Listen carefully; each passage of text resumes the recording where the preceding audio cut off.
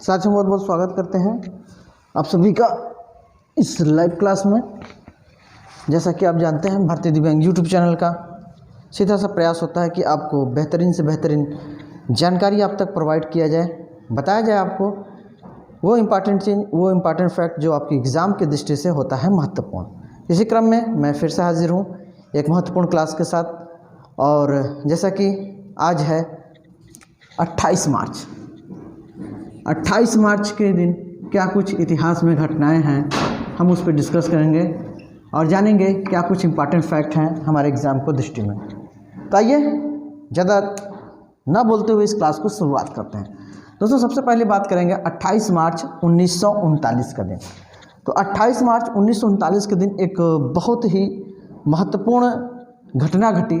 घटना क्या थी कि दोस्तों जर्मनी के हमारे तानाशाह जिनका नाम था हिटलर, ठीक है, हिटलर ने यानी जर्मनी का पोलैंड देश के साथ एक समझौता था 5 साल का कि वे एक दूसरे पर युद्ध नहीं करेंगे। उस समझौते को हिटलर ने तोड़ दिया। हिटलर ने उस समझौते को तोड़ दिया 1939 में। तो बहुत इंपॉर्टेंट फैक्ट है, पूछा जाता है हिटलर के बारे में। हिटलर कहाँ का था, कहाँ का तानाशाह था? तो जर्मनी का तानाशाह। और आई थिंक ये प्रश्न कई बार पूछा गया है। अब चलेंगे नेक्स्ट, तो ध्यान से रखिएगा। अब बात करेंगे 1561 में। दोस्तों 1561 में क्या हुआ? मालवा के सुल्तान थे बाज बहादुर खान।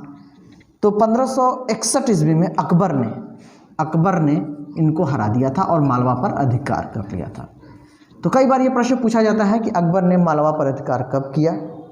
तो 28 मार्च 1561, ठीक है, 28 मार्च 1561 को अकबर ने मालवा पर अधिकार किया।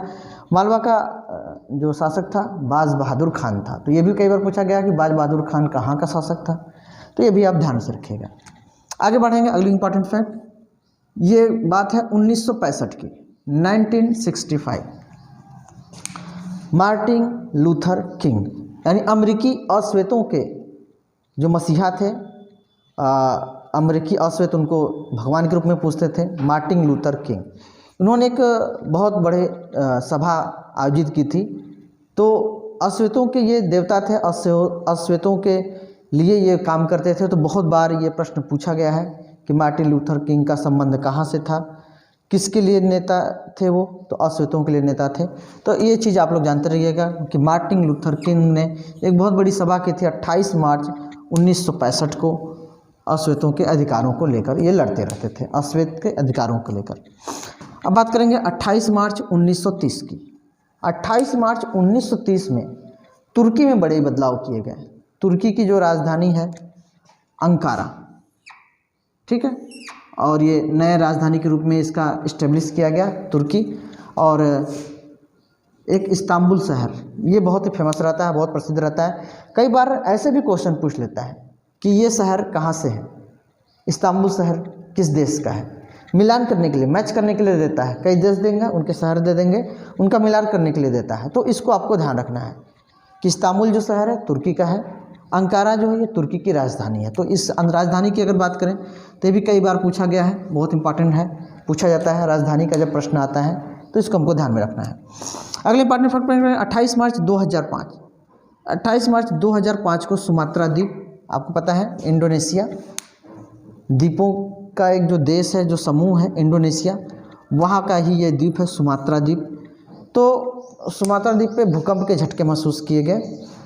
तो ये घटना घटी थी 2005, 28 मार्च 2005। तो ये मैं क्यों आपको बता रहा हूँ, इससे क्या है कि बहुत चीज़ें आपको पता रहे कि इंडोनेशिया देश में सुमात्रा द्वीप है, ठीक है। और इंडोनेशिया की राजधानी को भी बदलने की बात चल रही है। 2019 में इसकी राजधानी बदलने की घोषणा कर दी गई है। फिलहाल 10 साल के लिए अभी राजधानी जकार्ता ही रहेगी, लेकिन उसके बाद इसको बदलने की बात चल रही है। तो ये भी एक इम्पॉर्टेंट फैक्ट है कि इंडोनेशिया अपनी राजधानी को बदलने वाला है, ठीक है। फिलहाल अभी जो दिया गया है कि कौन सी राजधानी हो सकती है, हालांकि आधिकारिक रूप से घोषणा नहीं है, लेकिन थोड़ा सा इसको ध्यान में रखिएगा। कालीमांतम को राजधानी बनाने की घोषणा हो रही है, लेकिन अभी क्लियर नहीं है। तो फिलहाल एक जानकारी बस रखिए आप लोग। उसके बाद आते हैं 28 मार्च 2015। 28 मार्च 2015 को साइना नेहवाल जो भारत के बैडमिंटन खिलाड़ी हैं, ये पूरे विश्व की नंबर 1 रैंकिंग इन्होंने प्राप्त की थी, पूरे विश्व की नंबर 1 खिलाड़ी बन गई थी 2015 में। बैडमिंटन के इतिहास में फर्स्ट टाइम ऐसा हुआ था और ये इतिहास रचा था साइना नेहवाल ने।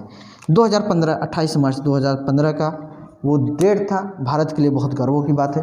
तो अब ये प्रश्न मैं आपको क्यों बता रहा हूँ, इससे क्या है कि साइना नेहवाल किस खेल से संबंधित है ये आपको पता रहेगा। कई बार ऐसे प्रश्न पूछा गया है, खेल दे देगा, खिलाड़ी का नाम दे देगा, मैच करना होगा कि किस खेल से संबंधित है किस खेल से नहीं संबंधित है, मिलान करना होता है। उसके बाद बात करेंगे 28 मार्च 1941 को, ये भी भारतीय इतिहास के दृष्टि से बहुत ही महत्वपूर्ण रहा।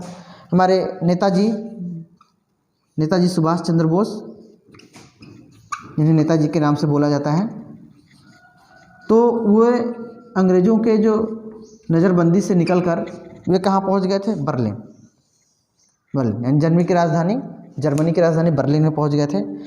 उन्होंने वहाँ से अपने कामकाज किए, अपने देश को स्वतंत्र बनाने के लिए। फिर बाद में उन्होंने आज़ाद हिंद फौज की भी स्थापना की 1943 ईस्वी में। तो ये सब चीज़ें हैं जो आपको जानकारी होनी चाहिए। आज़ाद हिंद फौज की स्थापना की थी नेताजी सुभाष चंद्र बोस ने, ठीक है। उसके बाद उन्होंने दिल्ली चलो का नारा दिया और उसके बाद उन्होंने तुम मुझे खून दो मैं तुम्हें आज़ादी दूंगा ये भी नारा दिया। तो ये कुछ फेमस थे नेताजी सुभाष चंद्र बोस से, तो इसलिए इसको भी प्रश्न को आपको बताना जरूरी था। और ये बर्लिन कब पहुंचे थे, 1941 में, 28 मार्च 1941 को। तो इसलिए काफ़ी महत्वपूर्ण है, पूछा जाता है, नेताजी से संबंधित कई सारे प्रश्न आते रहे, तो इसको आप लोग ध्यान में रखें। तो ये थी 28 मार्च की घटना, उम्मीद करूँगा आपके लिए बहुत इंपॉर्टेंट होगी। तो अपना ध्यान रखिएगा, फिर मिलेंगे, जय हिंद।